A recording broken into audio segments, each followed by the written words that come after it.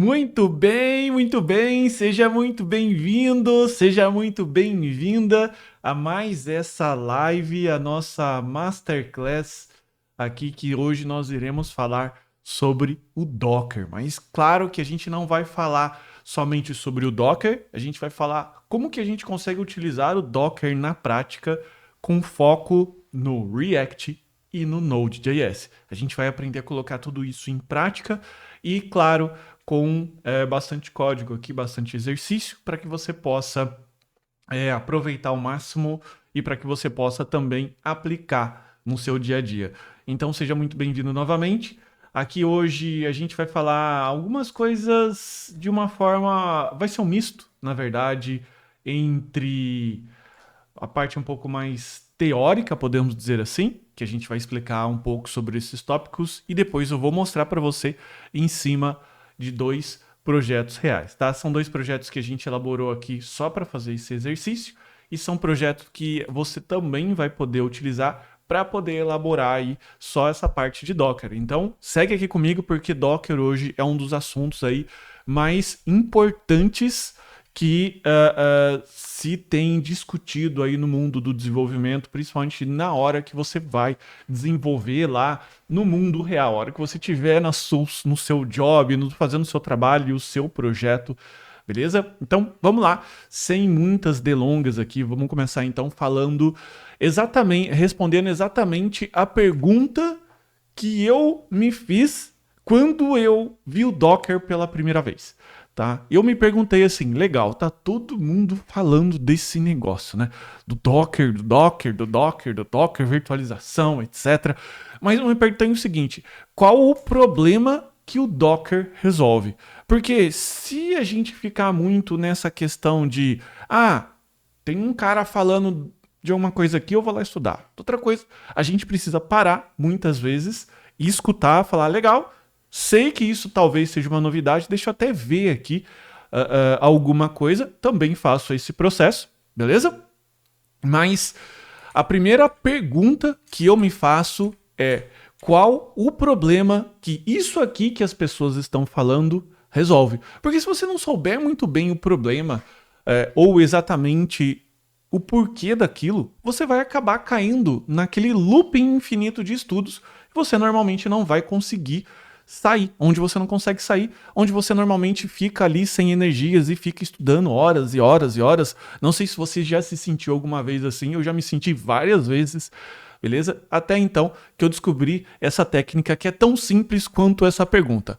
Qual é o problema que a tecnologia tal resolve, beleza? Hoje a gente vai falar de Docker. Então, eu vou começar respondendo qual é o problema que o Docker resolve. Antes, deixa eu fazer aqui uma retrospectiva com você, falar primeiro como que era programar em 2003. Daí a gente vai fazer um avanço para 2023, para o ano que a gente está agora, e daí você vai entender qual que era o problema da época, beleza? Então vamos imaginar que eu estou desenvolvendo um sistema aqui em PHP. E em PHP, beleza? A gente normalmente tem essa situação. Vou colocar aqui, ó, PHP, beleza? Você abre aqui a tag PHP e você começa a escrever aqui os seus programas. Claro que eu estou falando de 2003, na época eu tinha a possibilidade de programar em PHP, basicamente duas tecnologias, PHP ou Java, beleza?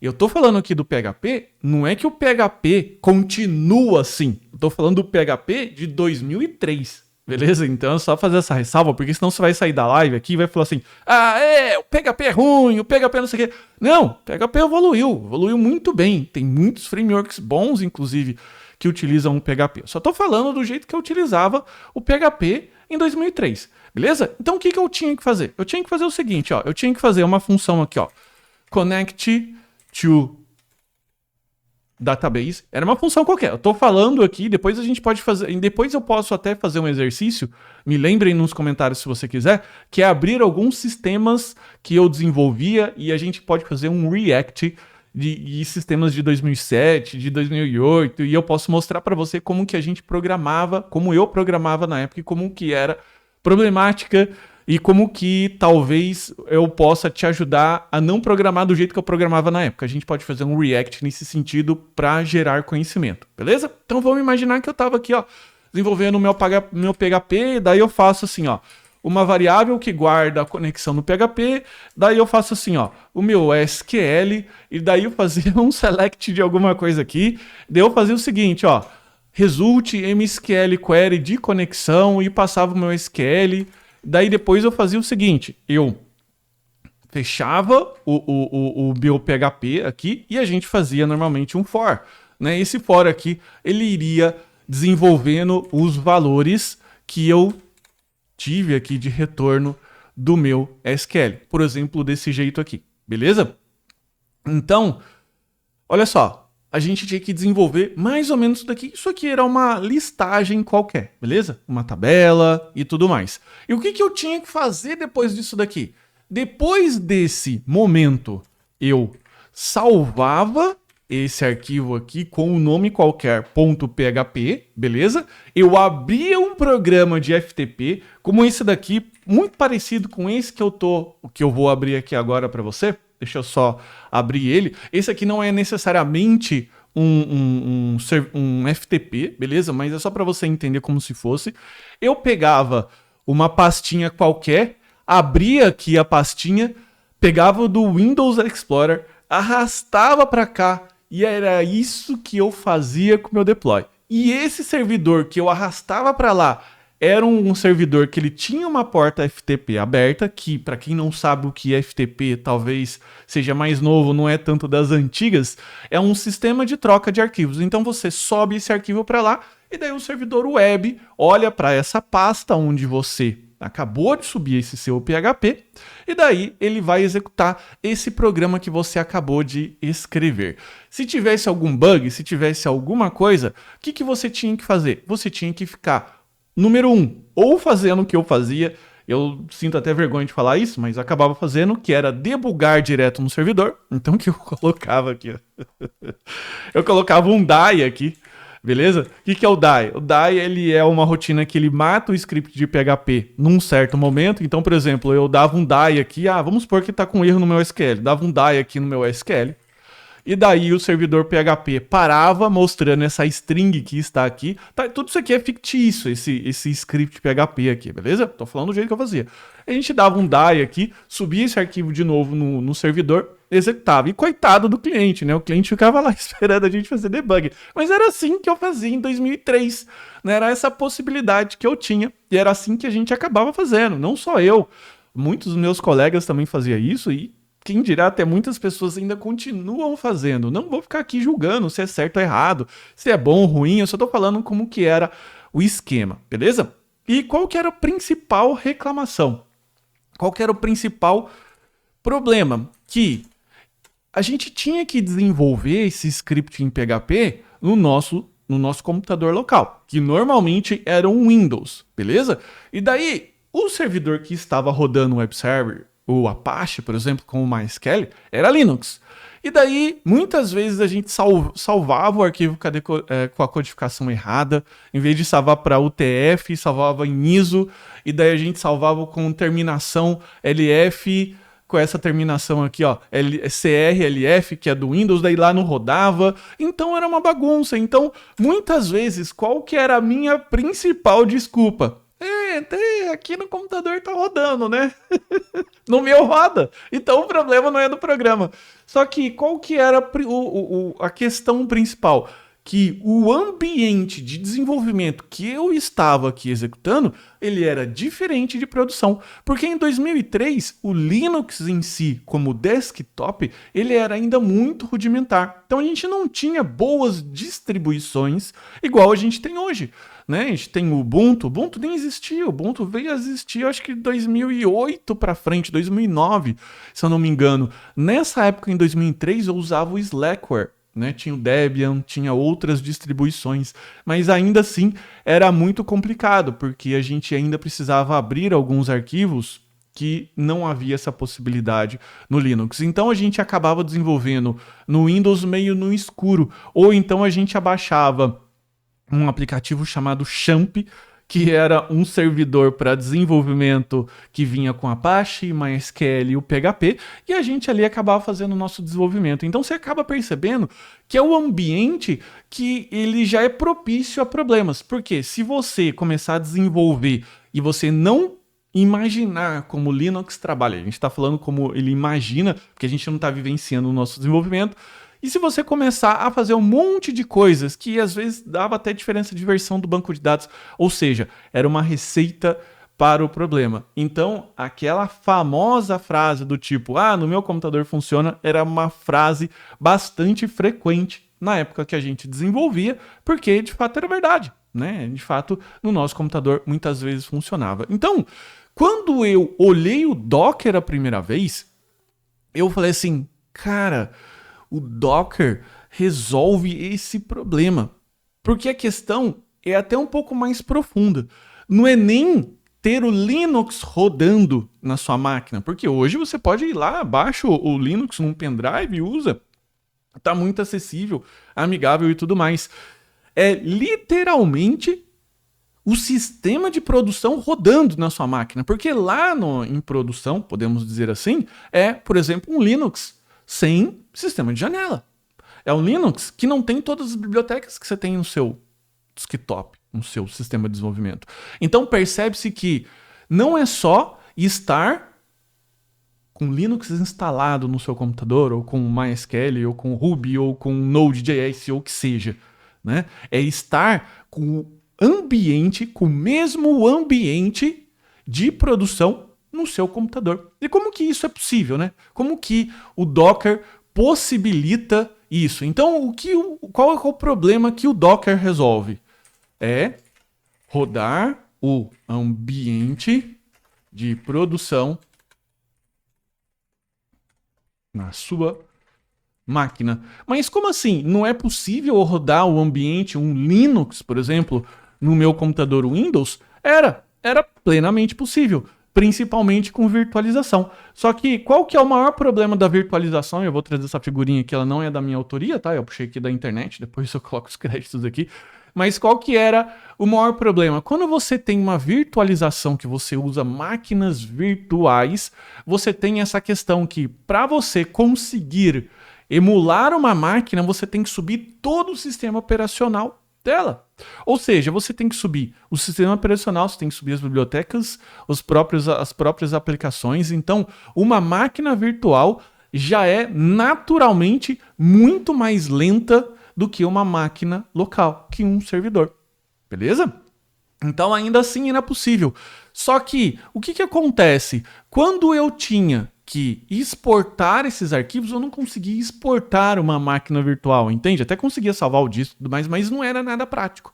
Então, o que o Docker traz de coisas bacanas pra gente? Ele, primeiro, elimina essa necessidade de ter um sistema operacional emulado, porque grande parte das chamadas de sistema, podemos dizer assim, como chamadas de rede, chamadas de disco, de memória, ele consegue, junto com o Linux, o mérito é do kernel do Linux, beleza? De trazer essa virtualização para dentro do kernel, porque não tem um ambiente mais rápido para se rodar, a não ser dentro do próprio kernel, que está num nível muito próximo do hardware. Então, o que o Linux e o Docker faz? O Linux, principalmente, o kernel do Linux, ele incorporou várias chamadas de API, as chamadas de API básica para um programa rodar, que é chamada de rede, de memória, tudo mais, e conseguiu isolar isso dentro de um kernel. Então não tinha mais a necessidade de rodar um outro sistema operacional. E mais, o Docker ainda permite que você não só faça isso, mas que você crie uma imagem do seu programa. É como se você compilasse um código, um programa, e você pegasse aquele arquivo .exe e colocasse lá numa máquina física e você entregasse para o Docker Engine. Falasse assim, olha, tá vendo esse .exe? Rode ele para mim. E quem que fez o build dessa imagem? Foi você, Dev. E quando você fez o build, você rodou todas as rotinas de testes. Então é como se você conseguisse pegar um pendrive, que é um pendrivezinho, como se eu conseguisse pegar esse pendrive e espetasse lá no servidor e falasse para o servidor assim, agora rode isso. Então você começa a perceber que o Docker, ele vai te trazendo vários benefícios e vai te colocando numa posição muito mais profissional de desenvolvimento e na prática vai acabando aquelas desculpas do tipo, na minha máquina resolve. Só que ele ainda vai além, tá? Então aqui o problema que o Docker resolve é transferência de imagens barra containers para outra máquina. Vou colocar aqui, ó, servidor. Beleza? Então, ele basicamente faz isso. Só que, com isso, ele trouxe a possibilidade da gente começar a trabalhar com DevOps, que é a possibilidade de você, um desenvolvedor, criar uma imagem e não depender tanto de um administrador de sistema, um administrador de servidores, e mais desenvolver aplicações que elas se escalam, beleza? Eu vou pegar aqui um programinha aqui que a gente tem de desenho. Então imagine que você tem aqui, eventualmente, um container rodando. Vou imaginar o container como um pedacinho da máquina, beleza? Que você aloca lá no servidor. Você tem o container 1, ele tá com a letra muito pequenininha. Deixa eu ver onde que eu aumento aqui. Text. Devo ter passado aqui. Eu vou colocar aqui, ó, 36. Então imagina que a gente tem aqui um container 1, um container 2. Beleza? Então perceba que, mesmo numa máquina, eu posso ter um computador eventualmente mais robusto, beleza? E eu posso colocar aqui, ó, duas réplicas ou dois containers do mesmo sistema rodando. Agora eu basicamente multipliquei por 2 a capacidade de atendimento do nosso sistema. Porque se agora antes ele permitia executar eventualmente 100 usuários simultâneos, agora eu posso rodar de 100, posso rodar 200. Então eu tenho o dobro da capacidade.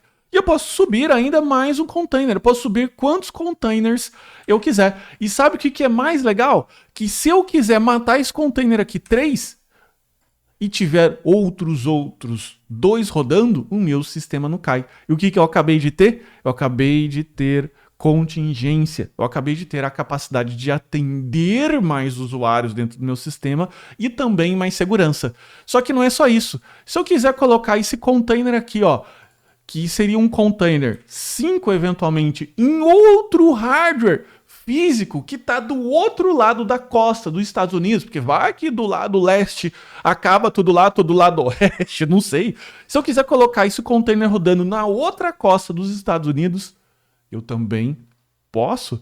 E se eu tiver um sistema de gerenciamento que ele vai gerenciando todas as chamadas, daí não seria só apenas o Docker, a gente tem outros sistemas um pouco mais robustos para gerenciar esses containers que estão em múltiplas máquinas, como, por exemplo, o Kubernetes. O Kubernetes faz isso, beleza? Depois, num próximo momento, a gente pode fazer uma aula só de Kubernetes. Eu estou só extrapolando um pouco mais para você entender por que o Docker é importante. Mas se eu quiser colocar outros containers, eu posso ir colocando. E é assim que a Netflix trabalha. Porque imagine se a Netflix tivesse que ter um administrador de servidores para cada lançamento de filme. Já pensou? Se ela tivesse que ligar lá, ô João, sobe mais 30 servidores aí para mim.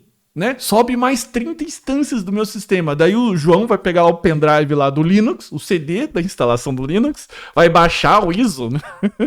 Vai baixar o ISO, vai sair correndo lá no data center, vai colocar o CD lá e vai rodar a instalação. Não tem como, beleza? Então percebe que agora eu posso ter uma instalação, podemos dizer, mais simples possível do nosso servidor, que só vem com Docker.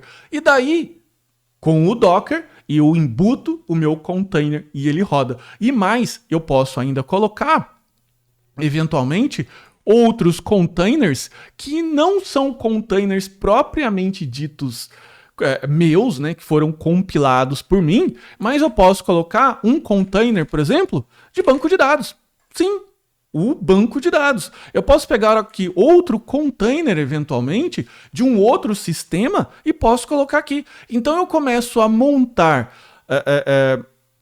ambientes complexos só colocando containers, como a gente coloca um sistema montado com Lego, por exemplo. E aonde que estão esses sistemas? Aonde que estão esses containers? Como é que eu posso rodar? Existe algum lugar onde eu posso baixar isso daqui? Sim. Quando você builda essa imagem, né? A imagem é como se fosse uma foto tirada daquele sistema que só vem com o sistema de arquivos ali e mais alguns outros, as outras aplicações para o Docker rodar e essa miniatura de Linux rodando ali. Eu tenho o Hub, o Docker Hub. O Docker Hub, ele é podemos dizer assim, o GitHub das imagens. E se eu quiser aqui buscar eventualmente, olha só, o Postgres, eu tenho aqui o Postgres. E ele, literalmente, ainda para facilitar a nossa vida, coloca ainda uma figurinha falando assim, olha, isso aqui é uma imagem oficial do Postgres. Pode baixar, cara. Você tem o mínimo de segurança possível. E para eu baixar essa imagem, é só rodar esse programa. Docker pull Postgres. E ele vai baixar o Postgres na minha máquina. E se eu tenho esse Postgres rodando na minha máquina de desenvolvimento e também tem esse mesmo Postgres rodando na minha máquina de produção lá na Amazon ou qualquer lugar que for do mundo, qual que é a chance da gente ter aquele problema que eu tinha originalmente quando eu desenvolvi em 2003? É muito menor. Beleza? Então percebe como o Docker ele vai agilizando a nossa vida de desenvolvedor e inclusive ele traz muitas outras receitas de como que você consegue compor esses containers, que seria o Compose, que é o que a gente vai fazer em cima da aplicação. Então veja que o Docker ele resolve toda essa problemática de programar da forma antiga versus da forma atual do ambiente de desenvolvimento que não roda em produção, da gente conseguir fazer testes automatizados e builds de imagens, de fazer sistemas monolíticos ou e microserviços, tá certo? Escalar processos tanto verticalmente em várias máquinas, possibilitar que você trabalhe muito próximo ao servidor de produção, porque agora meio que é a mesma coisa, só você rodar essa imagem, só mandar essa imagem lá para o Docker Hub, que o seu servidor vai puxar de lá automaticamente e vai rodar. Se essa imagem ela for corrompida, antes você perdia todo o disco do servidor, você perdia seu sistema, seus dados, agora você pode ter muito mais possibilidade, beleza? Então você vai usar, né? Qual o problema que o Docker resolve? Para quem desenvolve, essa questão de nivelamento de ambiente. Para quem distribui, você builda uma imagem e distribui seu sistema empacotado, como se fosse um pendrive, como se fosse um .exe aqui no pendrive. E para quem vai hospedar, você não precisa lá ficar montando servidorzinho, beleza? Então, um container basicamente é uma réplica da imagem, beleza? A imagem é como se ela fosse estática e o container, ele é a execução dessa imagem. Para quem quer entrar em um pouco mais de detalhes, aqui na documentação do Docker, beleza? Tem o Docker Docs, ele tem essa parte aqui, um overview, e esse link que ele traz aqui, ó, um artigo escrito pelo Sancha Grunert, que eu não sei pronunciar o nome, mas enfim, é uma pessoa que escreveu um artigo completo de como que funciona os containers numa perspectiva de Linux, de como que o Linux gerencia tudo isso para você. Então ele traz em 4 partes um artigo que é muito, mas muito interessante, ao mesmo tempo também bastante técnico, que ele vai explicando todos os detalhes para você que quer saber. Então você vai inclusive entender que o Docker, ele foi um cara que só colocou uma camada de gerenciamento e algumas outras ferramentas para viabilizar isso que o kernel do Linux já traz para a gente, beleza? Então vamos lá. Docker na prática. Falamos agora do histórico do Docker, o problema que o Docker resolve, um pouco mais aqui do que são as principais peças do Docker. Lembrando que essa live não é um curso de Docker, beleza? Isso daqui, essa live ela vai te ajudar a fazer um build Docker de uma aplicação React e Node.js. Agora, fazendo isso, você pode voltar um pouco para trás e conseguir enfim, estudar depois. É até interessante, abrindo um parênteses aqui, que eu tenho esse livro que eu até recomendo você ler, O Ultra Aprendizado, do Scott H. Young, e ele fala muito dessa questão de você partir primeiro para a prática e depois você voltar e estudar, mas estudando com uma perspectiva de quem teve um problema e quer resolver. Diferente de um estudo passivo que fica lá recebendo um monte de informação. Então, em vez da gente ficar aqui percorrendo o tutorial, eu vou fazer aqui contigo a imagem Docker da nossa aplicação. A nossa aplicação vai ser uma aplicação super ultra complicada, que é uma aplicação de um To-Do app feito em React. Esse To-Do app ele é composto por duas partes.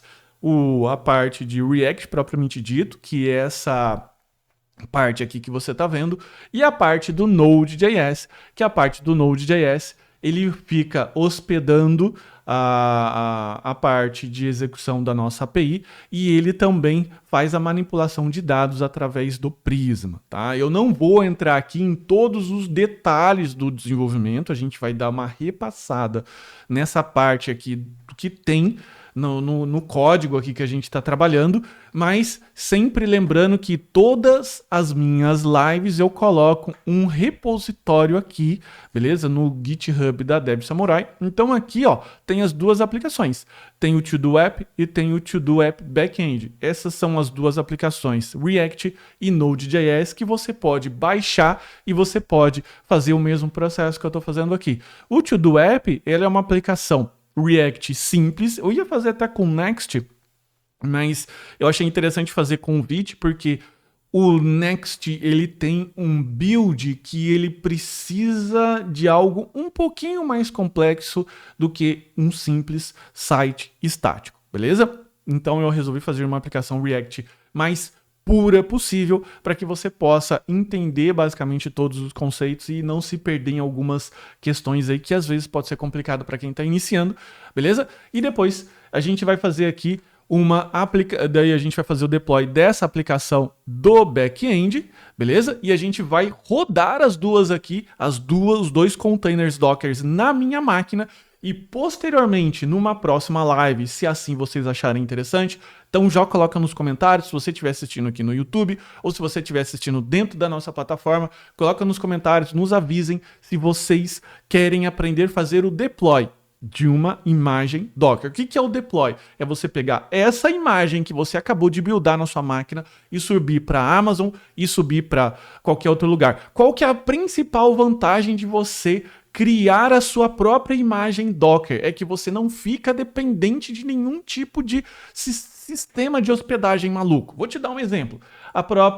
Só abrindo um parênteses aqui, a própria Vercel, por exemplo, dona do Next, ela tem um sistema em que você pode colocar aplicações React de uma forma muito fácil. Então, se você for analisar, podemos dizer assim, a facilidade de subir um deploy no Vercel, cara, não tenho o que falar, beleza? Mas qual é o principal problema de você subir um deploy na Vercel? Que inicialmente é grátis, só que depois ela acaba ficando um pouco mais caro. E muitas vezes muito mais caro do que se você fizesse algum outro gerenciamento. Então o que a galera costuma fazer? Costuma resolver esse problema com Docker. Faz a sua imagem do Docker. Daí, cara, você pode colocar essa imagem do Docker para rodar em praticamente qualquer sistema de hospedagem da internet. Você pode até colocar no seu próprio computador aí, ligar uma fibra na sua casa, sei lá, e hospedar essa aplicação. Por quê? Porque Docker, ele vai ser Docker. Ele é uma tecnologia aberta, beleza? E nem é tão mais complicado assim que colocar um Vercel, beleza? Então vamos lá, vamos começar pela parte do React, beleza? Então vamos lá. Né? A Vercel, ela é muito cara. Ela não é cara para você que está começando, né? Mas ela vai ficar cara depois com o uso. E depois quando você está lá na frente, arrancando o seu couro, né? Pagando lá, ou a empresa que você trabalha, pagando, daí vai ser um pouco mais complexo você migrar para uma outra estrutura. Claro que isso vai depender do projeto que você está trabalhando, da quantidade de usuários. Daí você vai falar assim para mim, cara, então não devo usar a Vercel? Então significa que a Vercel é ruim? Não, é ótimo. É legal para você subir o seu portfólio, para subir eventualmente lá um projeto que você fez, para um protótipo, para um cliente que você precisa subir rapidinho, alguma coisa do tipo. Mas, cara, para aplicações mais de produção, eu aconselho muito você fazer com o Docker e na infraestrutura que a gente pode ensinar no futuro, se assim vocês acharem interessante. A gente vai aqui focar basicamente hoje em buildar, né, em criar uma imagem de um nosso sistema React e Node.js. Depois essas imagens a gente vai rodar aqui no meu computador e depois, eventualmente, numa próxima live, a gente pode colocar no servidor, porque não dá para fazer tudo isso dentro da mesma live, porque senão ficaria impossível. Seria já basicamente um curso que a gente ficaria 2, 3, 4, 5, 6 horas aí, beleza? Então deixa eu explicar aqui rapidinho para você como que é a minha aplicação do To-Do List aqui, beleza? Ela é uma aplicação super simples, eu procurei fazer eu comecei a usar o React Use Query, que, vamos dizer, é a nova forma de fazer chamadas de API, só que eu fiz bem simplão mesmo, até tenho aqui uma camada de API que ela basicamente usa o Axios aqui e faz chamadas, beleza? Para pegar eventualmente todas as tasks, para criar tasks ou atualizá-las. Eu tenho aqui também, né, uma parte aqui, eu usei o Tailwind, beleza? Aqui ele tem um componente de adicionar uma nova task, que é esse formulário, e depois eu tenho aqui uma lista que ele vai renderizando task item, beleza? Que é cada task desse daqui. Então é uma aplicação React relativamente simples, é um to-do que é bem tranquilo de você fazer. Você vai poder pegar isso que eu vou te ensinar e não precisa necessariamente fazer com o meu to-do. Você vai poder fazer para qualquer aplicação React. Eu não vou falar para qualquer aplicação React, pode ter uma aplicação que ela vai ter um detalhe ou outro, mas 99% das aplicações React vão poder ser feitas empacotadas desse jeito. Então você pode pegar a aplicação React que você está estudando eventualmente. Pô, estou estudando aqui no curso da Dev Samurai. Legal, pega ela, faz. Ah, eu fiz aqui um portfólio para mim, fiz uma brincadeira. Faz também. Beleza? Banco de dados também dá para fazer e a gente vai também orquestrar essa questão de subir um banco de dados, beleza? Em Postgres, a gente vai usar Postgres, mas pode ser um MySQL, pode ser um Redis, pode ser o que você achar interessante, um Mongo, beleza? Todos esses bancos de dados estão lá no Docker Hub disponíveis para você utilizar dentro do seu projeto, sem que você precise se preocupar se ele tem um instalador para o Windows e se... Fica tranquilo, porque o Docker vai resolver esse problema. Não necessariamente o Docker, mas as pessoas que buildaram a imagem, que fizeram de uma forma bem feita, beleza? Então eu tenho esse componente aqui e nesse momento ele está rodando através do JSON Server, beleza? Porque eu não estou com o meu back-end rodando nesse momento, porque eu nem estou com banco de dados, beleza? A gente tem que subir um banco de dados aqui com Docker. Então eu preciso começar a fazer inicialmente com você. Então eu tenho aqui um projetinho super simples, eu venho aqui e concluo a minha tarefa, posso adicionar a minha tarefa, que é assistir essa live, né? Então coloquei aqui, ó, assistir essa live, beleza? Atualmente ele está salvando, o JSON Server está salvando aqui nesse arquivo db.json, beleza? Mas a gente sabe que já vai se tornar aqui um sistema. A API ela vai fazer chamada para um sistema back-end real, ok? Como que a gente consegue fazer essa transição? Então, vamos imaginar como é que vai ser o fluxo de desenvolvimento. Você vai iniciar uma aplicação agora. Como que eu faço? Eu vou já sair desenvolvendo todo o back-end antes do front-end? Eu não acredito que essa é a forma mais eficiente. Beleza? Claro que isso vai depender muito do programa, muito do que você está desenvolvendo, mas como que eu normalmente desenvolvo uma aplicação? Eu desenvolvo primeiro a parte do front, o visual, depois eu coloco o código no front, coloco o JSON Server para emular uma API. Para quem não sabe o que é o JSON Server, ele é uma biblioteca do NPM que você baixa, tá aqui, ó. JSON Server, beleza? Que quando você roda esse comando aqui, ó, JSON Server watch, o arquivo .json que você quer ir à porta, ele passa a responder através de chamadas REST, à medida que você vai colocando as chaves do seu JSON aqui. Então, no nosso caso, eu tenho uma chave aqui chamada tasks, e ele vai entregar aqui pra gente um endpoint de tasks, tá vendo? Então, se eu quiser clicar aqui, ele vai mostrar todas as minhas tasks aqui. Isso já me poupa da necessidade de, quando estar se preocupando com a parte visual, da parte do React, ter que pensar no Node. Isso daqui serve para produção? Não serve. Isso aqui é só para protótipos. Só para você brincar ali com o seu React, mas ainda assim, mais para frente você vai precisar do Node.js. Então, primeira coisa, o meu fluxo de desenvolvimento. Tela, código da tela, JSON Server, depois o Node.js. Beleza? Fica à vontade de inverter a lógica, de fazer o que for melhor para você.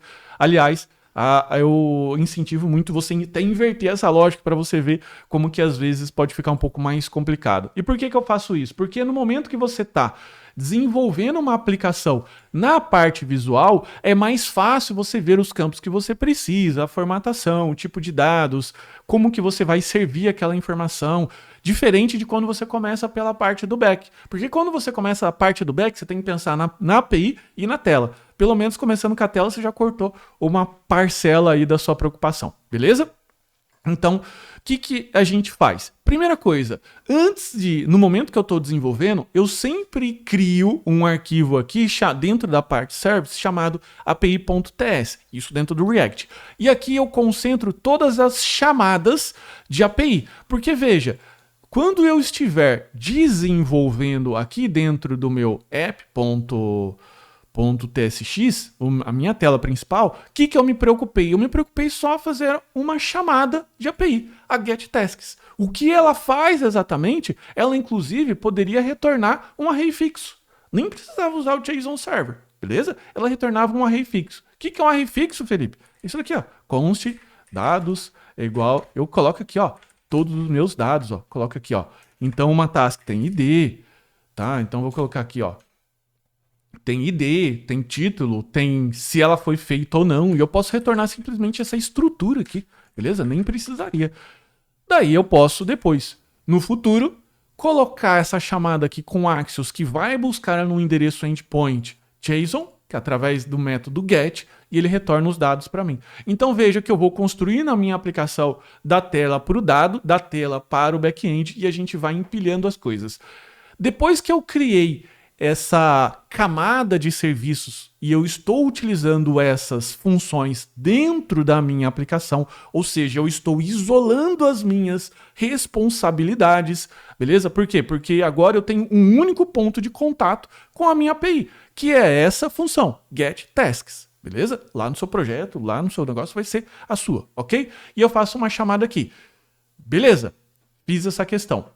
Passado isso, agora eu preciso criar variáveis de ambiente. Então, primeiro ponto aí que a gente precisa primeiro ponto que a gente precisa entender é tornar a sua aplicação, primeiro, modular, responsabilidade única e configurável, beleza? Porque se você agora, imagine que você tem um endereço endpoint, que no nosso caso aqui é localhost, e você sai colocando localhost no código inteiro. E amanhã você vai fazer o build da imagem do servidor. Como é que você vai fazer? Você vai ter que... Você vai falar assim, seu chefe, calma aí, o Zé, né? O Zé é o nosso chefe. Calma aí, Zé, só um minutinho que eu vou fazer um deploy aqui. Eu vou dar um Ctrl F aqui e vou começar... Cara, pelo amor de Deus. Então a gente vai começar a aproveitar dos conceitos de variável de ambientes. E cada, vamos dizer assim, projeto que você monta, dependendo do ecossistema que você for utilizar, se é o Vite, se é o Next, eles normalmente já vêm preparados para isso. Até o próprio Create React App já tinha isso. Que basicamente é o quê? Você criar um arquivinho chamado .env, beleza? Esse .env, ele permite você adicionar variáveis lá dentro, que são chamadas de variáveis de ambiente. Por que variáveis de ambiente? Porque lá no seu servidor vão estar as variáveis reais. Então aqui no seu servidor de desenvolvimento, você vai falar assim, olha, a minha API URL aponta para esse endereço aqui, ó, localhost alguma coisa. Agora, no meu de produção, vai estar algum endereço.com, beleza? Que é o endereço do seu Node.js. Então veja que a primeira coisa de ter uma flexibilidade de ambientes, eu já estou cumprindo aqui, beleza? No nosso exemplo aqui, a gente não tem uploads de imagem, uploads de arquivo, mas inclusive se você tivesse um dos requisitos de você também colocar um sistema containerizado, dockerizado, não sei aportuguesar essa palavra, mas se você colocar ele dentro de um container para rodar, você tem que pensar que aquele container vai morrer. O container morrer é a regra. E como ele é temporário, o sistema de arquivos dele, tudo é temporário, se você fizer um upload para esse container e esse container, o seu sistema salvar a imagenzinha dentro do HDzinho do seu container e ele morrer, você vai perder essa imagem. Então, quando você for desenvolver para Docker, empacotar, variáveis de ambiente, sempre. Número 2, salvar esses seus arquivos, esses uploads, dentro de um outro tipo de sistema, por exemplo, o S3 da Amazon, que ele fornece um disco separado, ou então você faz mapeamento de volumes no Docker, que é algo que eu não aconselho, mas tudo bem, se você quiser fazer, pode fazer, tranquilo, beleza? Então veja que eu criei essa variável de ambiente, que se chama vit_API URL. Se eu fizer uma variável assim, ó, e-mail contato igual a contato@10samurai.com.br, beleza? Isso aqui vai funcionar? No Vite não vai, porque o Vite diz o seguinte, que se você quiser que essa variável de ambiente esteja disponível dentro do seu código, você precisa colocar o Vite na frente. No Next, tem o Next lá na frente, beleza? Cada um faz do seu jeito. Então, quando você for desenvolver, aconselho fortemente que você consulte a documentação. No Vite funciona assim. E quando você vai consultar essa variável de ambiente, no Vite, no Next funciona ligeiramente diferente, você vai fazer assim, ó. No Vite, import, meta, env, vit, API URL. E pronto, o seu endereço de URL do seu servidor, ele acabou de ser o localhost 333, beleza? Show de bola. Então, esse é um dos pré-requisitos. Vamos lá, recapitular. O S do Single Responsibility do Solid, ou seja, agrupar tudo, procurar agrupar as coisas com a sua responsabilidade, criando camadas aqui de acesso aos dados com essas funções que você pode fazer dentro do Service API. Se você for utilizar a API REST para alguma coisa, encapsular isso daqui dentro do arquivo .env, beleza? E por que o arquivinho aqui .env, talvez você pode se perguntar, ninguém perguntou aqui, mas por que ele está meio apagadinho? Porque normalmente você vai criar um .env example em que você vai colocar aqui um exemplo de dado, beleza? Porque muitas vezes o .env pode conter chaves de acesso à API de terceiros. Você não quer versionar essa chave. Imagina você subir esse .env que vem lá com uma senha de um banco de dados no GitHub público. Você não pode. Então, normalmente você vai colocar aqui no arquivinho .git ignore o seu env e lá no seu .example você vai colocar assim, ó, vit, vou supor aqui uma chave, tá? Senha. Você vai colocar aqui, ó, xxx, beleza? E daí o cara que for desenvolver precisa saber a senha do ambiente local dele. Fechou? Bom, esse é o primeiro passo. Agora que eu tenho... eu vou fechar isso daqui, é bastante simples, foi só para a gente recapitular. Agora que eu tenho isso aqui, como que a gente trabalha com Docker? Então, a primeira coisa para se trabalhar com Docker é baixar o Docker. Beleza? Então, você vem aqui no site do Docker, você baixa ele. Dependendo do sistema que você estiver utilizando, você vai instalar do Mac, do Windows ou do Linux, beleza? O Docker Linux já é, podemos dizer assim, o Docker nativo, porque o Docker foi pensado exatamente para o Linux. Mas se você estiver usando o Windows e o Mac, você não vai ficar na mão. Principalmente, eu até vejo uma vantagem que ele traz isso daqui, que é uma aplicação Nutelinha, né? Sem linha de comando Nutella, para você gerenciar os seus containers rodando. Bacana? Então você vai ter essa possibilidade aqui. E como é que você vai trabalhar dentro do Docker. O Docker ele tem um certo padrão aqui, beleza? Que normalmente ele vai ter alguns arquivos, ok? Deixa eu só abrir aqui o meu arquivo, que esse arquivo aqui é o meu arquivo de colinha. Então vamos lá.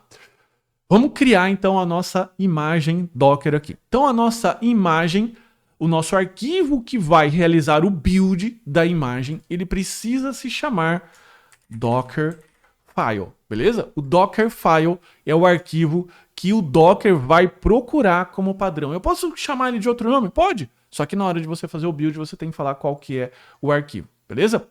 Próximo ponto que você vai precisar fazer. Uma das primeiras coisas que o Docker precisa é que você diga qual é a imagem base para você desenvolver. E dentro do Docker Hub, você vai encontrar várias imagens base, beleza? A imagem base que eu estou usando aqui é a imagem do Node.js. Deixa eu ver se essa daqui é só a imagem que chama Node. Tá, vou colocar aqui, ó, Node, ok? Então ele mostrou aqui Node pra gente. E o Node, ele já vai vir com o Linux instalado lá, com o Node.js e com o NPM, beleza? Das mais diversas versões que podem existir. Então, dentro do Node.js, como você já sabe, a gente tem a versão 20 e a versão 18 mudou para LTS, né? Long Term Support, que é uma versão de suporte mais prolongado. Ela vai ficar mais tempo no ar. E ela vai possibilitar você baixar uma imagem com uma determinada tag. O que é a tag? Normalmente as pessoas colocam aqui a tag, a versão do Linux ou a versão do Node.js. No nosso caso, a gente vai falar para o Docker assim, ó. Você vai usar uma imagem from Node, é o nome da imagem, 2 pontos, a versão ou a tag daquela imagem. No nosso caso aqui é 18-Alpine. O que significa o Alpine? Você pode ter o Alpine, você pode ter o Debian, você pode ter algumas outras situações aqui. Normalmente, não é uma obrigação, mas o pessoal coloca tracinho a distribuição Linux que aquela imagem está embarcando. Qual é o Linuxzinho que ela está trazendo? E o Alpine é a versão mais enxuta possível do que um Linux pode ter. Beleza? E o Debian, normalmente, é a versão mais completa. Ah, então isso significa que eu deveria usar só a versão completa? Não necessariamente. Se você quer um pouco mais de leveza na imagem, se você quer que ele rode de uma forma mais rápida, eu sempre aconselho você usar o Alpine, beleza? Caso você esteja desenvolvendo. Agora, a próxima coisa que você tem que dizer para o Docker vai ser qual é a sua pasta de trabalho dentro daquele Linuxzinho lá que você está usando, que é a imagem que você vai buildar. No nosso caso, eu vou falar para ele o seguinte, olha, o nosso workdir, o nosso diretório de trabalho vai ser o /app, beleza? Normalmente é o /app. E a próxima coisa que eu vou aqui é modificar a variável de ambiente path. Para quem não sabe, quando eu digito um comando qualquer aqui no meu terminal, vou digitar aqui, ó, ls, beleza? O ls ele é um programa que ele está residindo dentro de um diretório. Se eu colocar aqui, ó, type ls, ele vai dizer aqui pra gente, eventualmente, aonde que o ls tá? Então eu vou colocar aqui, ó, type exa. E ele falou assim, ó, que o exa, que é o que está fazendo o meu ls, ele está aqui no meu alias, ele está residindo aonde? Dentro do user sbin exa. Só que dentro do Linux existem alguns diretórios que são respondidos por path por padrão, outros não, como por exemplo o seu diretório app node modules o ponto .bin. O ponto .bin serão os binários que o seu package.json pode trazer eventualmente, e ele não é enxergado por padrão. Então, o que eu costumo fazer? Eu costumo acrescentar no path, que vai ser o local onde o sistema vai olhar antes de executar um binário, quais são os diretórios, e eu acrescento aqui o app node modules.bin. E o acrescentar significa path igual a isso, mais o antigo path. Isso aqui é como se fosse um acumulador, esses 2 pontos. Bacana? E aqui a gente está trabalhando um pouco com o Linux, um pouco com Docker. Você precisa estar relativamente à vontade em fazer isso. A parte bacana é que para você rodar tudo isso, você não precisa explodir seu computador, não precisa formatar, não precisa fazer nada. É só você instalar o Docker aí que você está relativamente tranquilo. Agora, o próximo passo, antes da gente rodar, lembre-se que a gente está partindo de uma imagem que ainda não tem nada. Você só está dizendo para ela o seguinte, olha, pega isso como base, mas ele ainda não tem o seu, vamos dizer assim, a sua base, né, o seu código. E o que você faz? Você copia primeiro o package.json. Por que normalmente você copia o package.json? Porque ele vai trazer inicialmente as bibliotecas que vão precisar estar instaladas, as bibliotecas que estão aqui nas dependências, que vão precisar estar instaladas dentro da sua máquina. E você não copia a pasta Node Modules do seu projeto Windows. Você tem que fazer com que o Docker baixe as bibliotecas, essas dependências novamente, porque lembre-se, você não quer o que está no seu Windows, porque podem existir alguns binários, algumas coisas que são específicas para o Windows, outras para Linux, beleza? Então você precisa fazer com que o Docker faça o quê? Instale novamente através do npm. Então, depois de você copiar o package.json, você roda esse comando, npm CI. O que é o CI? É o respectivo npm install, o id install, só que focado apenas para bibliotecas que estão nas dependências. Normalmente você não leva para o ambiente de produção a dev dependence. Por quê? Porque essas extensões aqui, elas normalmente servem só para buildar. Beleza? E esse silent aqui significa para ele não ficar soltando no console aquelas várias mensagens. Depois que ele instalou aqui todas as bibliotecas necessárias para o nosso programa rodar a partir do package.json, aí sim eu copio tudo que está dentro do Dockerfile. Então veja que esse tracinho aqui, o copy, é o comando de cópia do Docker, que é qual que é a origem? A origem é onde o Dockerfile está, que normalmente ele vai ficar aqui na raiz do projeto. E para onde ele vai mandar? Ele vai mandar para esse ponto barra. O ponto barra se refere ao diretório que você anteriormente colocou aqui no workdir. Então isso aqui seria eventualmente para assim, /app traço, beleza? Então normalmente a gente coloca ponto barra porque não precisa repetir o que está lá no workdir. E segundo, eu vou rodar o meu comando de build, beleza? O meu comando de build que eu rodo aqui é esse que a gente coloca no package.json. Então se você tiver aqui ó, uma instrução de build, que no caso do Vite aqui é o TSC 2Es aqui, né? Vite build, é isso aqui que ele vai rodar. E por que isso é importante? Porque vale lembrar que o TypeScript, ele é um superset do JavaScript. O que significa isso que você está falando? Significa que muitas das coisas que a gente tem aqui disponíveis para nós, desenvolvedores, executar como comando, como iteração de array e uma série de coisas que são mais modernas e elegantes, muitas vezes não estão disponíveis numa versão um pouco mais antiga do JavaScript. Então é por isso que é importante você fazer essa transpilação, que é passar tudo que você tem de TypeScript para JavaScript, e é isso que esse comando faz. Ah, se eu estiver desenvolvendo já em JavaScript, se eu tiver aqui no meu projetinho .js, eu ainda preciso fazer o build? Precisa. Sabe por quê? Porque muitas vezes você ainda está usando algo que o Node.js por padrão não roda. Quer ver? Se você estiver rodando a versão 18 do Node.js, muito provavelmente, eu tenho quase certeza da 16, da 18 eu não tenho tanta certeza, porque eu ainda preciso ver o que ele mudou lá, mas muito provável, aquilo que você faz do import alguma coisa dentro dos arquivos, ó, isso que você faz aqui de import, mesmo que seja em JavaScript, não funciona. Beleza? Ele só vai funcionar com required, que é o jeito mais antigo. Então você ainda precisa fazer isso. Bom, eu tenho aqui então o meu React buildado e instalado. Qual que é o próximo passo que eu preciso fazer? Beleza? O próximo passo que eu preciso fazer é ter então o React respondendo às minhas requisições. Porque lembre-se, quando eu estou desenvolvendo para a web, eu preciso fazer isso daqui. Olha só, vou pegar aqui o meu super ultra desenho, vou puxar ele aqui, ó. Eu tenho aqui, ó, vou colocar aqui, você está usando aí o seu navegador, o seu celular, o seu smartphone. E aqui eu tenho o server, beleza? Para esse cara aqui responder a uma requisição que você eventualmente fizer para ele precisa estar respondendo dentro de um determinado protocolo. Qual protocolo que normalmente ele vai ter que responder? O protocolo HTTP, que é o protocolo do browser. Então, quando você for lá e entrar aqui, ó, google.com, o que aparece aqui para você não é...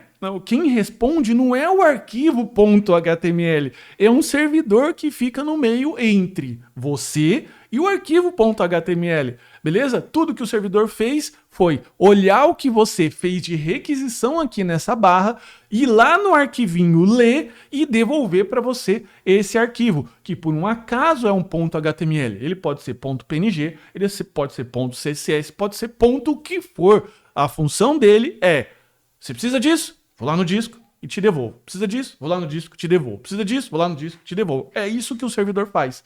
Só que quando você estiver trabalhando com um projeto em React puro, beleza? Um build nada mais é que compilar ou transpilar os arquivos para .html. Quer ver? Se eu fizer aqui na minha máquina, ó, npm run build, aliás, recomendo que você faça isso até antes de executar o seu Dockerfile, você vai ver que o Vite vai começar a transpilar, a transformar tudo isso daqui, você vai ver que ele vai criar uma pastinha aqui, ó, uma pastinha chamada dist. O que tem no dist? Tem o seu arquivo index e tem os seus assets aqui. O que são esses assets? Olha aqui o meu programa em React, o que ele se transformou? Ele se transformou nisso. Então, lembre-se que uma máquina Docker que vai rodar um container, ela não vai ter esse web server instalado, ela não vai ter banco de dados instalados. Então, você precisa, além de levar os seus códigos React para o container, você ainda precisa levar o web server. Beleza? Então é isso que a gente vai fazer. Então nesse caso aqui, a primeira fase do Docker foi o quê?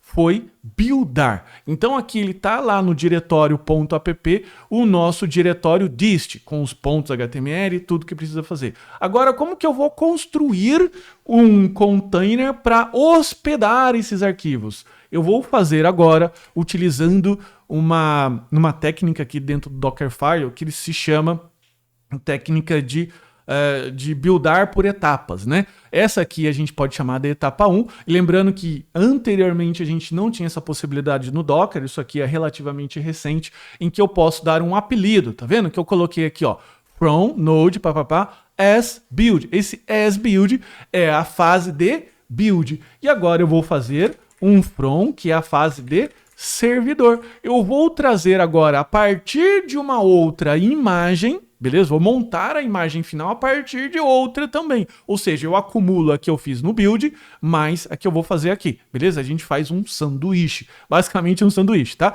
Então, o que eu tenho agora? Olha só, eu vou trazer agora uma próxima imagem, que ela vai ser uma imagem chamada Nginx. Que diabo que esse Nginx é? Que é isso? Até eu ouvi falar, mas eu não sei o que é.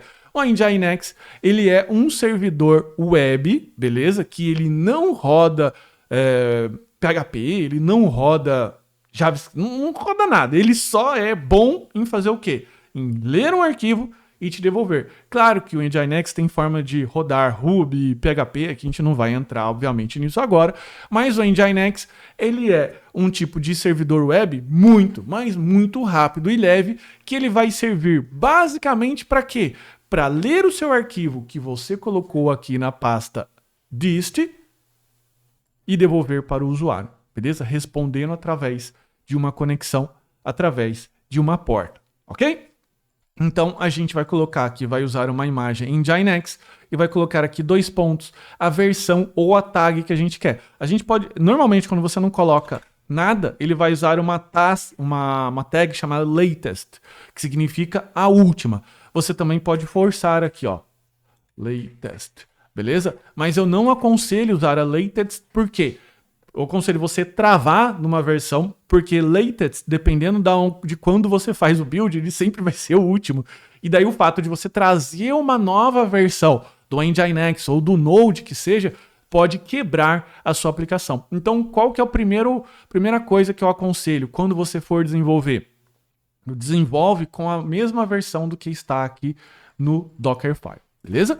Então vamos lá. Agora, qual que é o próximo passo que eu tenho que fazer? Agora eu tenho que copiar a pasta dist que está lá no meu build para dentro do meu servidor web. E eu vou fazer isso através do comando de copy, beleza? Então veja que eu trouxe agora aqui from build da pasta appdist e vou levar agora tudo que está na pasta appdist para o user share nginx barra HTML. Essa é uma pasta padrão do Nginx, que normalmente a gente coloca os nossos arquivos .html. Só que tem mais um outro pequeno detalhe, que é um detalhe específico do Nginx, que a gente vai levar também um arquivo de configuração, que normalmente eu deixo dentro de uma pasta específica. Eu coloco aqui uma nova pasta chamada .docker, que essa pasta aqui eu guardo alguns arquivos que eu costumo colocar no meu projeto, beleza? Então, esse arquivo aqui, nginx.conf, ele também vai ser levado para lá, que é um arquivo padrão. Eu vou colocar aqui,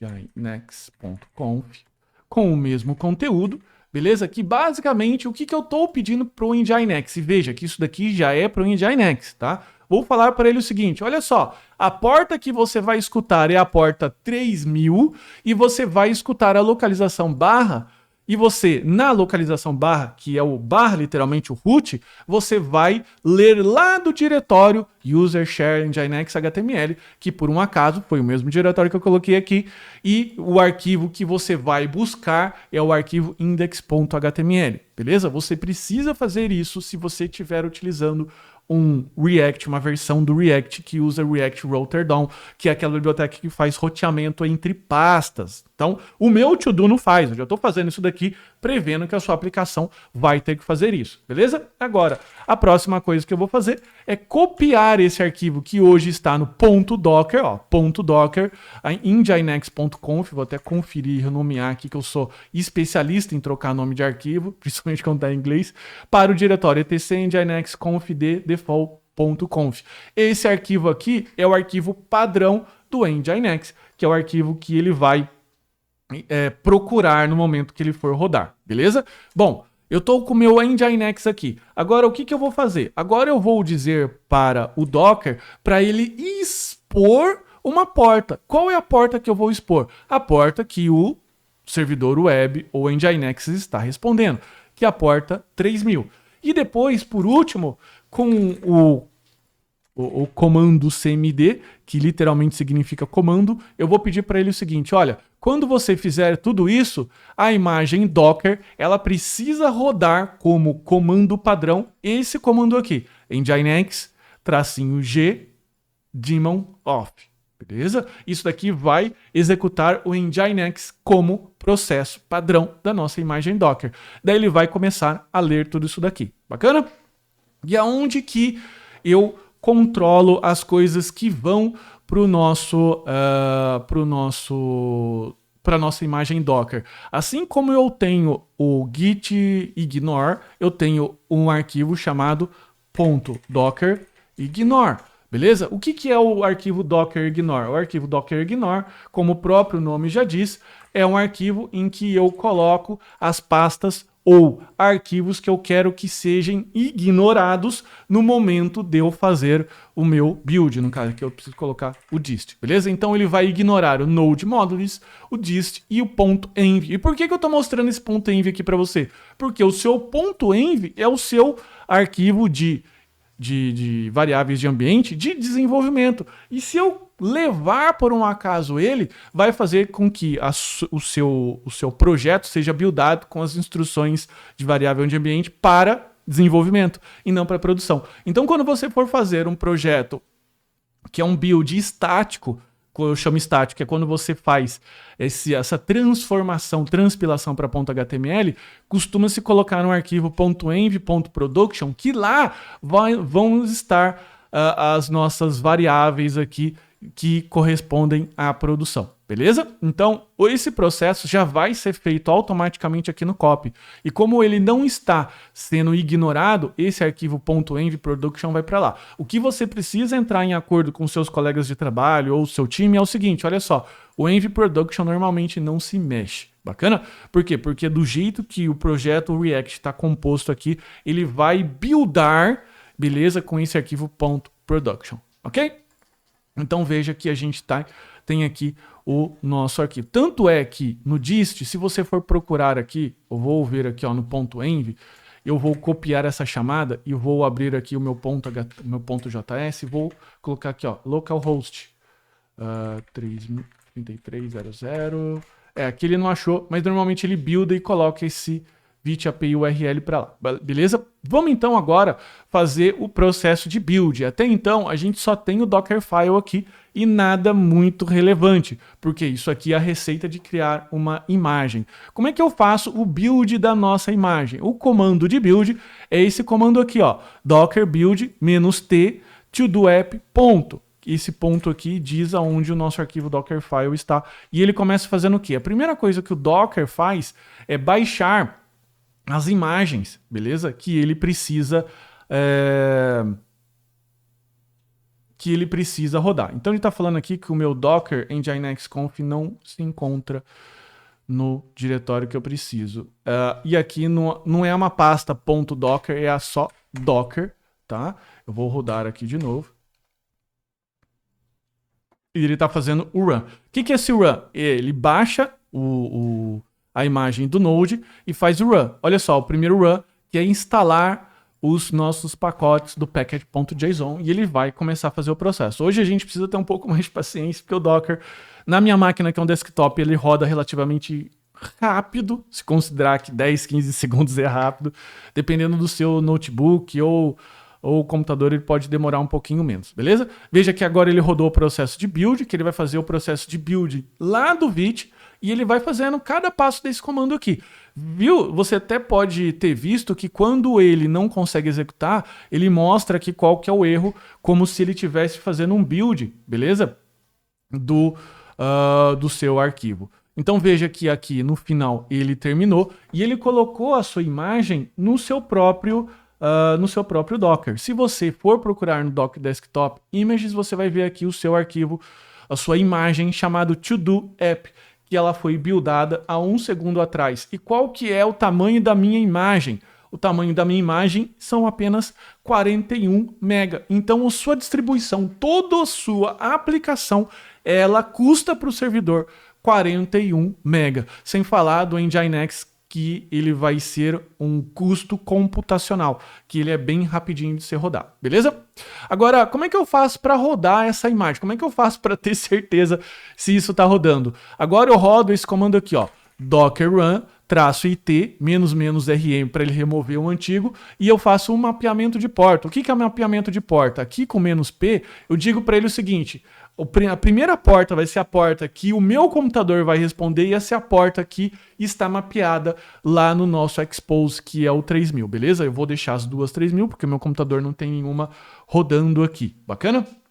Eu vou agora rodar o Docker Run, só que tem um detalhe importante, que o nosso env production está apontando para um diretório, para um endereço qualquer. Eu vou ter que voltar e colocar ele de volta para responder no 333 aqui, porque senão ele não vai pegar o meu JSON server. Então eu vou voltar aqui e vou dar um build novamente. É legal que uma vez quando você fez só uma alteração, o Docker ele conserva, podemos dizer assim, a imagem em disco, alguns caches e muitas das coisas que você fez. Então o segundo build normalmente é um build mais rápido, como você mesmo pode ter visto agora. Bacana? Agora eu vou vir aqui e vou rodar esse nosso projeto aqui. Então veja que ele está rodando aqui o nosso Nginx, beleza? Então espero que ele funcione. Se não, então veja que ele está mapeado na porta 3000. Vamos dar uma olhada se ele está respondendo. To-do, vamos colocar aqui a porta 3000. E ele está respondendo aqui. Esse nosso localhost 3000 já é a nossa aplicação empacotada rodando no Docker, beleza? Quer ver como que isso funciona? Se eu abrir aqui o meu Docker, cadê o meu Docker? A baleinha. Se eu colocar aqui em container, você vai ver uma imagem, inclusive com um nome esquisito rodando, mas depois você pode configurar esse nome se você quiser, mas se você clicar aqui, você vai ver o Nginx respondendo. Quer ver? Se eu fizer mais uma requisição aqui, ó, colocar os dois lado a lado, ó. Tá vendo? Que ele fez uma requisição aqui, ele fez uma requisição. Você não vai conseguir ver aqui, porque são muitas letrinhas miúdas, pequenas, mas ele fez aqui a requisição do arquivo assets, das fontes, ele fez a requisição aqui do favicon.ico, ele fez a requisição do index.html, então ele fez tudo que ele precisa. Então, assim, é 99,999 de certeza que quando você pegar essa imagem aqui e subir, podemos dizer assim, rodar lá no seu servidor, ela vai funcionar desse jeito. Beleza? Perceba a vantagem que você tem disso, que agora não é mais fazer o que eu fazia lá em 2003, que é ficar arrastando o arquivo por FTP, mas sim falar, até testar, falar agora, eventualmente, se você estiver trabalhando numa equipe, falar assim pro seu chefe, cara, testa, pode testar que eu fiz o build, né? Claro que você fez o processo. No caso aqui eu matei, eu vou colocar aqui, ó, eu vou buildar a nossa imagem, eu vou deixar ela buildada pegando a porta 5000 no Envy Production, por quê? Porque agora a gente vai lá para o Node.js, que é um tipo de build que ela é um pouco diferente do que a gente fez aqui no processo de front. Lembre-se, nós fizemos front, agora a gente vai buildar uma outra imagem do nosso back-end. Por isso a gente já tem aqui o nosso Node.js, beleza? E aqui a gente vai trabalhar com um nosso Node.js que ele vai responder a uma API de cadastros de tarefas. Bacana? O nosso Node.js, ele responde aqui algumas rotas, beleza? E ele faz algumas validações aqui através do OIUP. Felipe, eu não estou conseguindo entender o que é um Node.js. Eu não sei muito bem o que você está falando. Eu não sei o que é Prisma. Eu não sei o que é banco de dados. Eu não sei o que é isso, o que é aquilo. Aqui no nosso canal a gente tem uma live em que eu desenvolvo um projeto em Node.js, que até o título do vídeo é Entrevista Júnior, mas também dentro da Dev Samurai a gente tem alguns cursos básicos de Node.js. Bacana? Então vamos lá, mas explicando rapidamente para você não ficar na mão. Inicialmente eu instalei aqui a biblioteca Node.js com a biblioteca Express, que é um web server, beleza? Daí, veja, não estou mais dentro do ambiente de front, que usa Nginx, usa aquelas coisas. Eu estou aqui no Express, que responde a porta 5000 e utiliza o Prisma. O que é o Prisma? O Prisma é um ORM, que é uma biblioteca que é responsável por fazer as chamadas de banco de dados. Você pensa no ORM como se fosse um balconista. Quando você for comprar numa loja que tem um balconista, nem todas as lojas têm, obviamente, mas as que têm, vamos imaginar que você chegou lá para comprar um lanche, porque todos os restaurantes de lanche de shopping, lancheria que vende, tem um balcão, você chegou para a moça e falou assim, olha, eu quero um hambúrguer aqui de tantas gramas, não sei o que, dá o nome do hambúrguer lá. O que o balconista vai fazer? Ele vai lá preparar todo aquele hambúrguer e vai te devolver.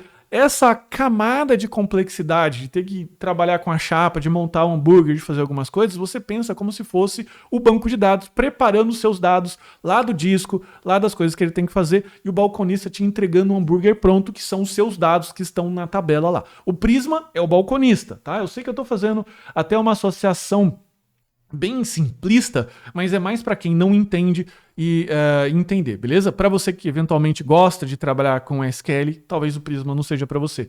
Bacana? Então, mas eu aconselho muito. Por quê? Porque com Prisma você faz o quê? Você faz um esquema. Qual que é o esquema? Qual que é a tabela do nosso banco de dados? Nosso banco de dados só tem uma tabela que se chama task, que tem ID, título, se a tarefa está completa ou não, qual que é a data limite para aquela tarefa ser executada, a data de criação e atualização. É um Prisma super simples, bacana? E aqui ela vai ter o quê? Ela vai ter uma rota /tasks que responde retornando todas as nossas tarefas e uma task de post que ela basicamente grava dentro do banco de dados.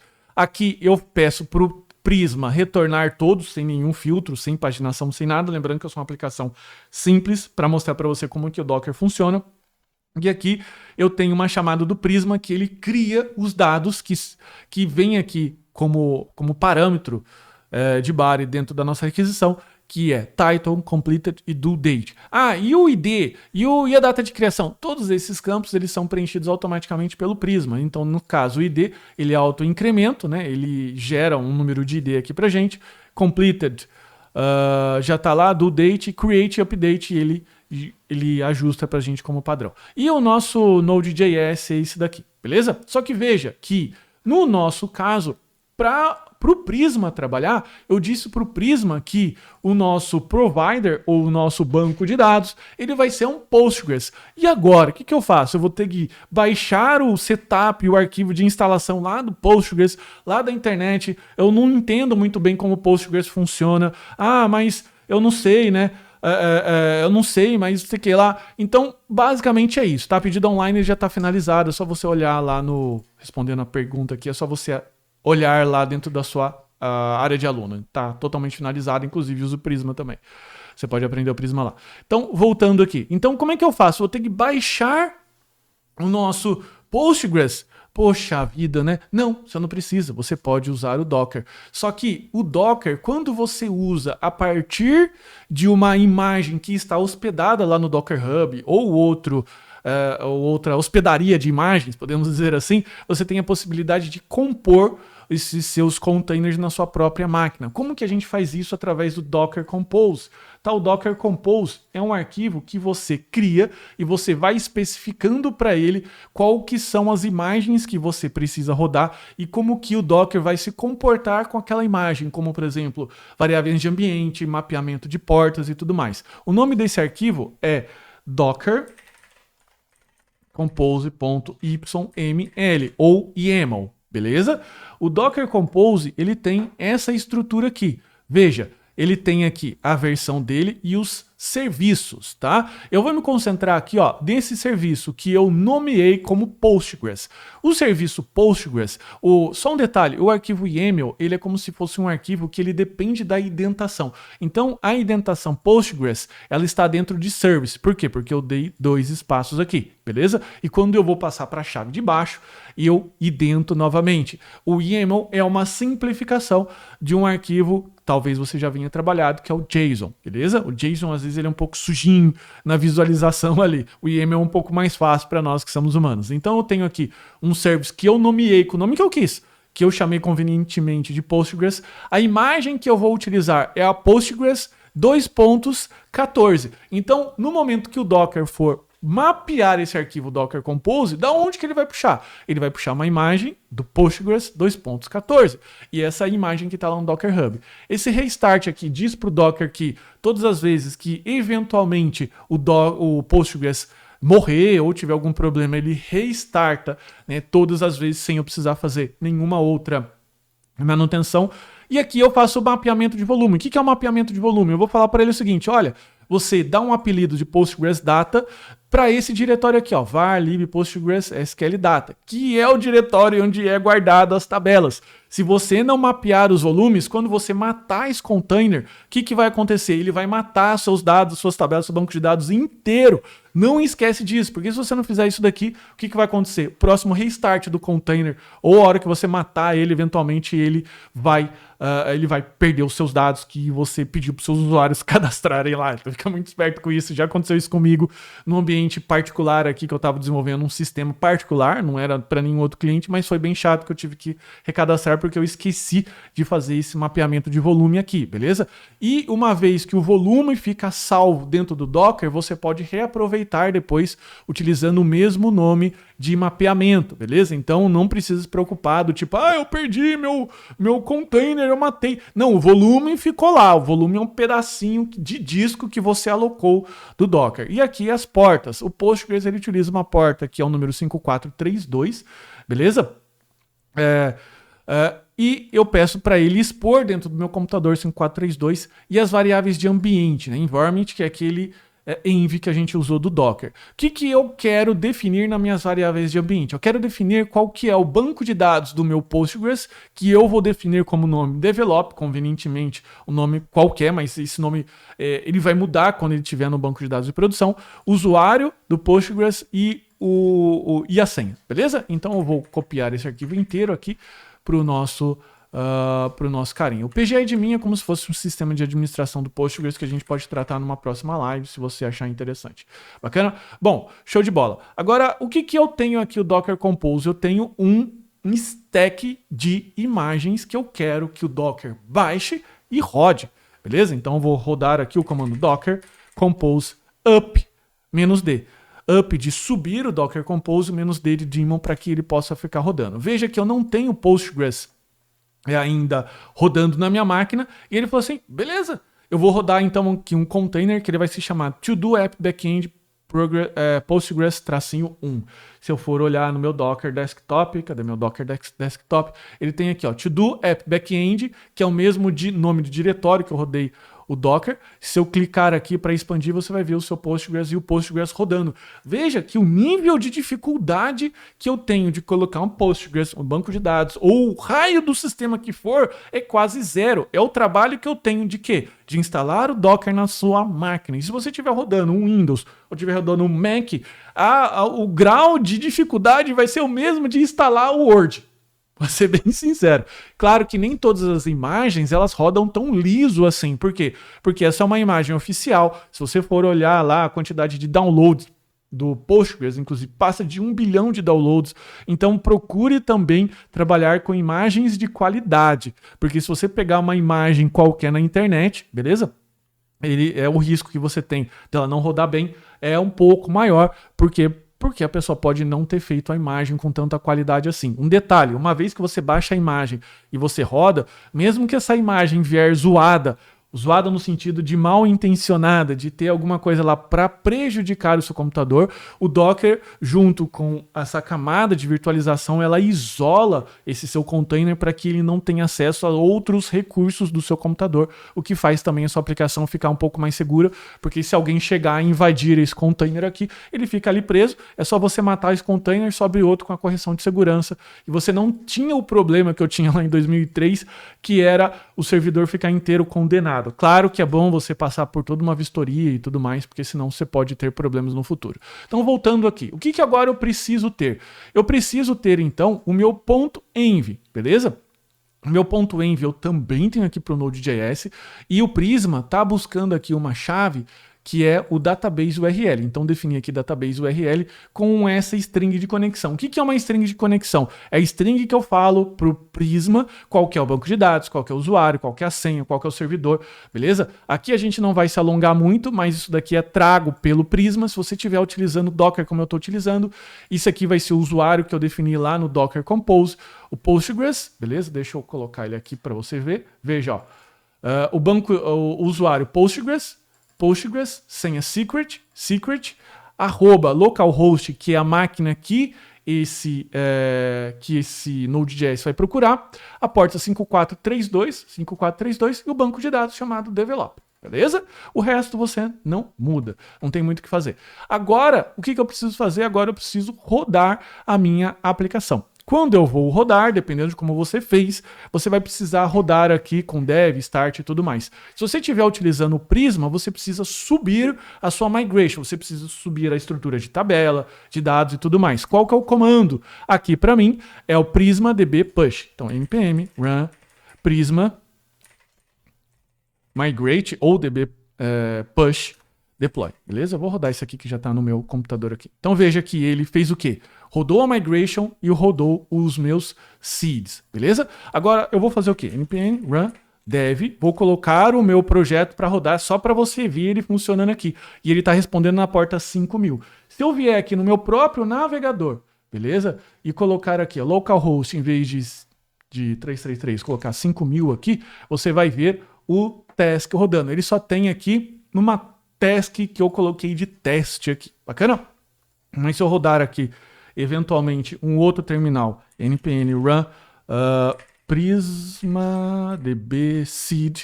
O que é o seed no Prisma?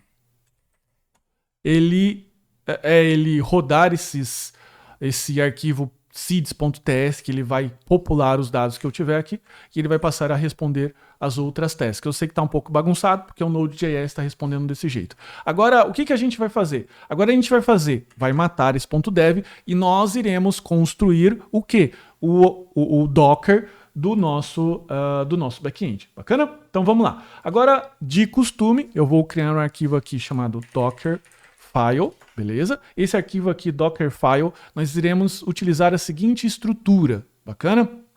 a estrutura de build.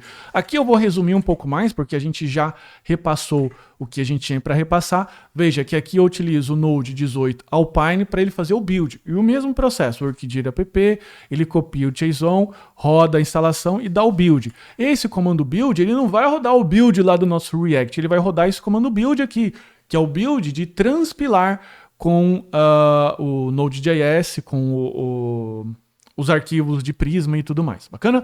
O próximo passo agora vem de rodar o server. E aqui que a gente vai se atentar um pouquinho mais, beleza? Eu vou ainda utilizar a mesma imagem com o workdir e agora eu vou copiar o quê? Eu vou copiar aqui o app Node Modules porque eu não vou mais usar apenas arquivos.html. Eu preciso das bibliotecas que o meu Node está utilizando. Dentro da pasta Node Modules, eu preciso do package.json, preciso da pasta build, a gente vai rodar aqui npm run build, só para você ver a pasta rodando aqui, quer ver, ó?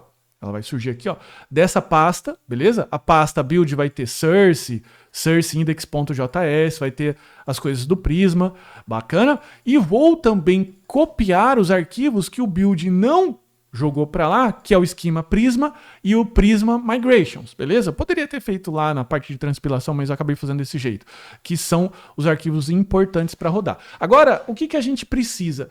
Lembre-se que quando o nosso servidor ele for subir a primeira vez, o que ele precisa? Ele precisa ter um banco de dados, não é? Só que para o banco de dados funcionar, eu preciso ter a minha tabela. Então, o que eu costumo fazer? Eu costumo, no momento que eu estou subindo o meu servidor, fazer o comando de subir, né, de dar o migration. E uma forma de fazer isso é através do entrypoint.sh. O entrypoint.sh é um tipo de arquivo shell que basicamente vão ter esses comandos aqui, tá? Não vou me adentrar muito nisso, mas você vai colocar qual que é o shell que ele vai responder, você vai colocar set ix, bacana, e você vai colocar aqui o comando npm run prisma db push e depois você vai colocar essa chamada aqui. Explico rapidamente. O entrypoint.sh invoca o interpretador de shell daquele Linux, do que ele está fazendo ali. Isso daqui define para ele mostrar em modo de execução. Isso aqui é o comando que você está rodando aqui naturalmente na sua máquina. E esse exec aqui é a continuação do comando que ele vai executar aqui do npm start. Bacana? Então vamos lá. Então copiei então o build app entrypoint.sh, que ele está aqui no meu projeto, entrypoint.sh, para uma pasta dentro do meu servidor, dentro dessa imagem, que vai ser user local bin, que é uma pasta padrão de path. O próximo comando é dar uma permissão de execução, esse mais x no Linux significa possibilitar executar. E veja que eu estou passando tudo isso para você em detalhes, mas no próximo projeto que você for usar, você não precisa entrar em todos esses detalhes, porque isso aqui é meio que uma receita. Bacana? Aqui eu peço pro npm parar de ficar me perturbando pedindo atualização. Aqui eu falo qual que é o entry point da imagem, aqui a porta que eu exporto e aqui é o comando que eu vou executar quando essa imagem subir. Qual é o comando? É o comando que está lá no meu package.json, que é o npm start, que vai ser o quê? O comando node./source_index, que vai ser esse arquivinho aqui que ele vai executar. Bacana? Vamos transpilar aqui, vamos compilar o nosso projeto. Vamos dar um build então. Então ele está fazendo todo o processo de transpilação, baixando as coisas, baixando as imagens, copiando os arquivos aqui. Já vamos colocar, já pode colocar alguma dúvida eventualmente se você tiver nos comentários. A gente já está em vias de finalizar a live. Bacana? Então vamos lá. Eu tenho agora então a minha imagem Docker, ok? A minha imagem Docker, se você for olhar aqui as imagens, elas ficam aqui. Então veja que eu já tenho a minha imagem buildada, que ela é o To-Do App Backend. Essa imagem ela já é um pouco maior. Por quê? Porque além de trazer o Node.js, ela traz também o Node Modules, que é aquela pasta em que o npm baixa a internet inteira. Brincadeiras à parte, todas as bibliotecas que a gente precisa. Então ela já vai ter um pouco mais, 345 MB. Bacana? Agora chegou o momento da gente rodar isso daqui. E diferente da forma que nós fizemos anteriormente com o arquivo .env production, aqui nós definimos as variáveis de ambiente no momento que a gente vai rodar essa imagem. Então vamos lá. Aqui eu dou o docker run -it rmp. Qual que é a porta? 5000. que é a porta que está exposta. Esse "-e", o que é esse "-e"? É para definir a variável de ambiente como se eu estivesse definindo aqui no ponto .env. Então eu preciso de duas, a port e o database. Port, deixa eu pegar o readme aqui. O port eu defino com 5000 e o database URL. Aqui só tem um pulo do gato, porque é o seguinte, veja que eu tenho um container que precisa olhar para outro container e eles não conseguem ter acesso, então eles precisam passar por uma camada de network, que quem gerencia isso é o Docker. E convenientemente, ele deixa um endereço propício para você colocar. Se você for utilizar, como nós utilizamos lá, o @localhost, o nosso Node.js vai usar o localhost de quem? O localhost dele, que é o próprio container dele. Só que o container dele não tem o Postgres, beleza? Então, em vez de você ficar utilizando endereço IP e tudo mais, você vai usar esse endereço aqui, ó. Esse endereço, host docker internal, que ele vai pegar a camada de network do Docker e eles vão se comunicar entre controllers. Se você estiver utilizando eventualmente num servidor, quando você for fazer o build dele, quando você for colocar isso para rodar, esse arroba aqui vai ser o IP do seu servidor, eventualmente 172, alguma coisa, traço alguma coisa. Beleza? Então vai ser basicamente assim. Por isso que é importante definir variável de ambiente, porque no momento que você for fazer o deploy, você precisa mudar as coisas. Ok? Então aqui nada de muito especial. Vou rodar novamente, vou colocar aqui, ó, ele para rodar. Então veja que ele rodou aqui o push do Prisma, tá rodando o exec, e eu tenho meu servidor rodando na porta 5000. Chegou o grande momento, porque veja, eu tô com o meu React aqui e esperando. Então vou só mudar aqui, ó, vou dar um load. Então eu tenho aqui o meu React, que ele vai fazer uma conexão. Deixa eu só rodar aqui ele novamente. Me perdi aqui. Aqui.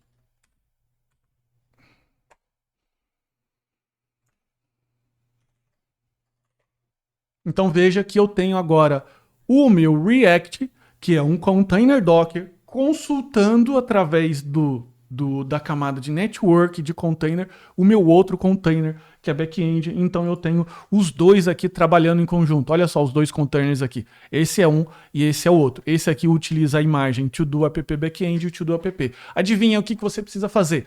Sem falar que eles estão utilizando esse terceiro container, né? Que é o container do Postgres. Então veja que você tem basicamente a mesma estrutura que eu te mostrei aqui. Eu tenho uma estrutura que é o quê? Que é essa possibilidade de você ter containers que estão rodando eventualmente algumas imagens, se comunicando com outros containers e até se comunicando através de uma camada de rede distribuída num outro container que está lá do outro lado do mundo. Então agora, todo o trabalho que você precisa fazer para escalar o seu sistema é subir mais containers. E para que você possa fazer isso de forma convenientemente, tem o Kubernetes.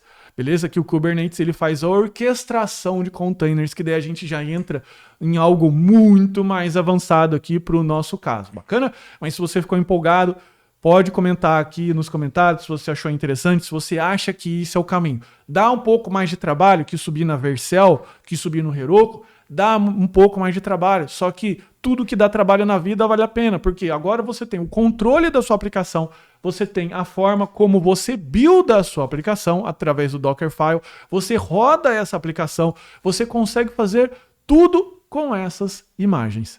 Beleza? Curtiu? Quem gostou? Deixa um like aqui na live, coloca aqui os comentários. Eu vou responder algumas perguntinhas que sobrou aqui, beleza? Então tem uma galera perguntando, a live vai ficar gravada, ela fica gravada por um tempo aqui no canal, depois ela vai exclusivamente para a nossa comunidade. O banco de dados que nós estamos utilizando aqui é o Postgres, mas eventualmente se você estiver utilizando o Prisma, eu vou abrir o site aqui do Prisma, só para você entender, os providers que ele tem aqui, ó. Ele trabalha com os providers que é o Postgres, que é o banco de dados que eu gosto bastante, o MySQL, o SQLite, o SQL Server, MongoDB e o CockroachDB, beleza? Então ele tem toda uma stack de trabalho aqui que ele pode fazer, beleza? Ele também trabalha com esses frameworks aqui, então ele trabalha com Next, GraphQL, Express, então é um ORM bem legal e bem opinativo, principalmente porque ele trabalha com essa parte de tipagem do TypeScript. Então, como eu estou utilizando o provider, beleza? Do Postgres, bacana? Eu posso instalar o Postgres aqui na minha máquina. Instalar não, usar a imagem dele, beleza? Mais algumas questões aqui. O meu PC é de 2011, trava muito com Docker, não consigo usar. O problema do Docker é o consumo. Ele consome bem menos que uma máquina virtual, mas ainda assim, dependendo do seu computador, ele vai eventualmente sofrer um pouco.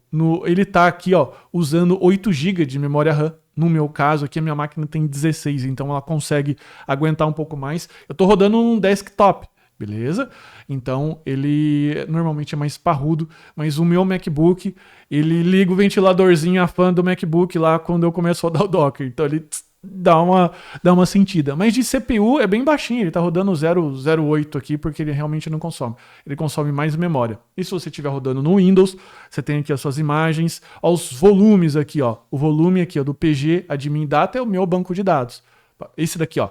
O Postgres Data é o meu banco de dados, ele está em uso. Esses outros dois aqui não estão. Bacana? Então é isso. Muito obrigado, gente. Considere se inscrever aqui no canal, deixar like, compartilhar essa live aqui, essa Masterclass, para que eventualmente chegue para mais pessoas, beleza? Tem aqui essas possibilidades de você desenvolver. Espero que você tenha gostado. Se por um acaso você quiser a Masterclass, que é a Masterclass de desenvolvimento, pegando essas imagens do nosso To-Do, React, To-Do Node.js, se quiser que nós façamos um deploy na DigitalOcean, por exemplo, montando uma máquina lá, dá um toque que a gente pode organizar, só deixa aqui nos comentários para ver se eventualmente você quer isso, vai que você não quer, né? Fala assim, não, tá bom a imagem assim, não quero aprender a fazer o deploy. Tá tudo bem, né? Tá tranquilo. Bacana? Então, muito obrigado pela sua participação, muito obrigado para você que vem acompanhando o nosso trabalho, vem assistindo. Comente aqui, coloque eventualmente algum outro assunto que você queira ver no futuro. Mas por hora é isso. Muito obrigado, fiquem com Deus. Até a próxima quinta-feira, às 15h30, horário de Brasília. Um forte abraço. Tchau, tchau.